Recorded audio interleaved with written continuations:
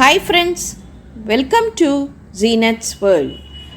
இன்றைக்கி நம்ம சேனலில் நம்ம பண்ண போகிற ரெசிபி சூப்பரான டேஸ்டான சிம்பிளாக பண்ணக்கூடிய ரெஸ்டாரண்ட் ஸ்டைல் சில்லி சிக்கன் தான் நம்ம பண்ண போகிறோம். இதை எப்படி ஈஸியாக டேஸ்ட்டாக சிம்பிளாக பண்ணுறதுன்னு உங்களுக்கு சொல்லித்தர போகிறேன். இப்போ நம்ம எப்படி பண்ணுறதுன்னு பார்க்கலாம்.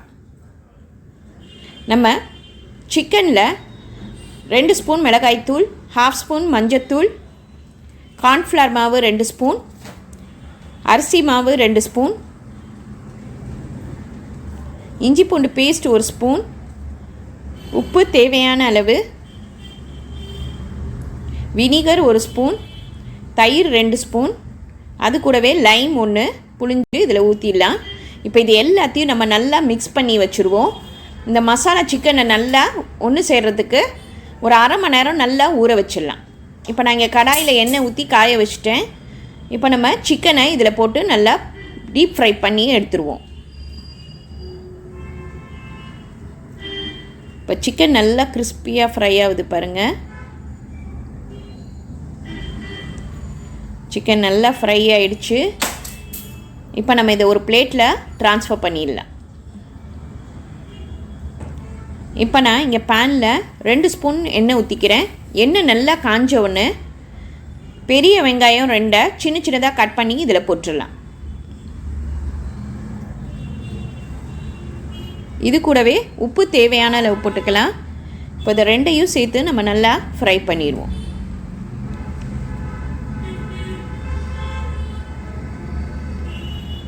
ரொம்ப ப்ரௌன் ஆகிற வரைக்கும் ஃப்ரை பண்ண வேணாம், லேசாக ஃப்ரை பண்ணால் போதும்.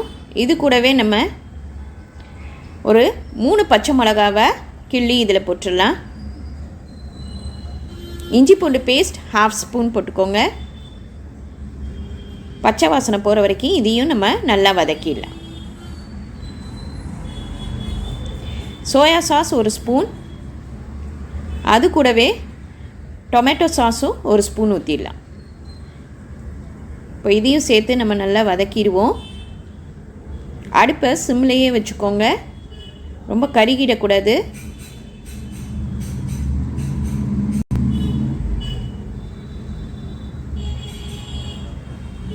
இப்போ நம்ம இதில் மிளகாய்த்தூள் 1 ஸ்பூன் போட்டுக்கலாம். இப்போ நம்ம இது எல்லாத்தையும் சேர்த்து நல்லா வதக்கிடுவோம்.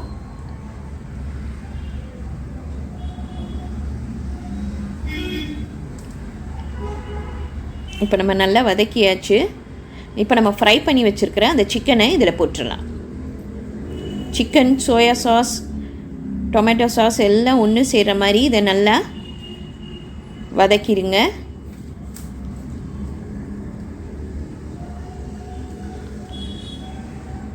அடுப்பை சிம்லேயே வச்சுக்கோங்க. இப்போ இதில் பெப்பர் பவுடர் 1 ஸ்பூன் போட்டுக்கலாம். இப்போ இது எல்லாம் சேர்ந்து நல்லா வதங்க ஆரம்பிச்சிருச்சு. சிக்கனும் சோயா சாஸ் எல்லாம் ஒன்று சேர்ந்து டேஸ்ட்டு சூப்பராக இருக்கும். இப்போ நம்ம ஃபைனலாக கொடமிளகா 1 சின்ன சின்னதாக கட் பண்ணி இதில் போட்டுடலாம். எப்போதுமே கொடமிளகாவை நம்ம லாஸ்ட்டாக தான் யூஸ் பண்ணோம். அது ரொம்ப வதங்கக்கூடாது, ஹாஃப் பாயில்டு அந்ததான் டேஸ்ட்டாக இருக்கும். இப்போ கொடமிளகாவையும் போட்டு இதை நம்ம ஒரு 2 நிமிஷம் மூடி போட்டு வேக விட்டு எடுத்துடலாம்.